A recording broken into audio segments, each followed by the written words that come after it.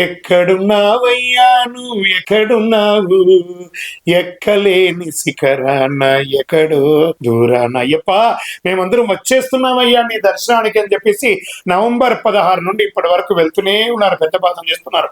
వచ్చేసింది జనవరి 1 వచ్చేసింది, మకర సంక్రాంతి జ్యోతి దర్శనం వచ్చేసింది.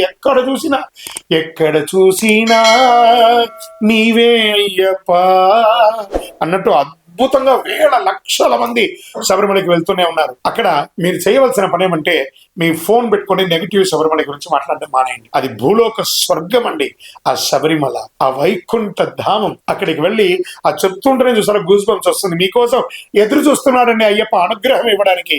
మకర సంక్రాంతికి వెళ్లే ప్రతి భక్తులు, పాదయాత్రలో వనయాత్ర చేసే ప్రతి ఒక్కరు కూడా స్వామి నామస్మరణతో కలవు వెంకటనాథాయన ఎలా అన్నావు అలా కలియుగంలో ప్రత్యక్షంగా శీఘ్రంగా అనుగ్రహించే అయ్యప్ప.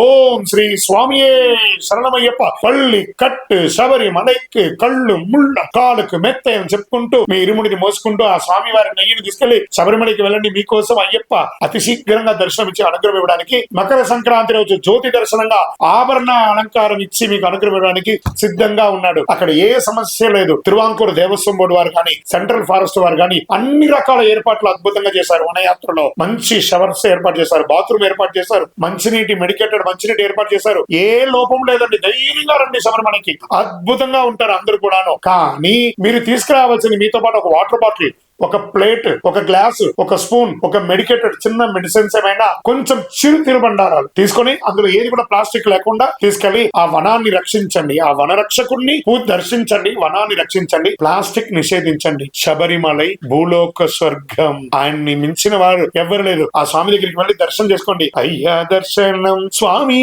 అయ్యా దర్శనం బంగారు కొండ పైన. అయ్యా స్వామి మేమందరూ వచ్చేస్తున్నామయ్యా నీ దగ్గరికి అని చెప్పేసి మీ డేట్స్ కౌంట్ డౌన్ స్టార్ట్ చేయండి. మకర సంక్రాంతి ప్రారంభమైంది, ఆ మకర సంక్రాంతి ఉత్సవాలు ప్రారంభమైంది. శరణమయ్యప్ప.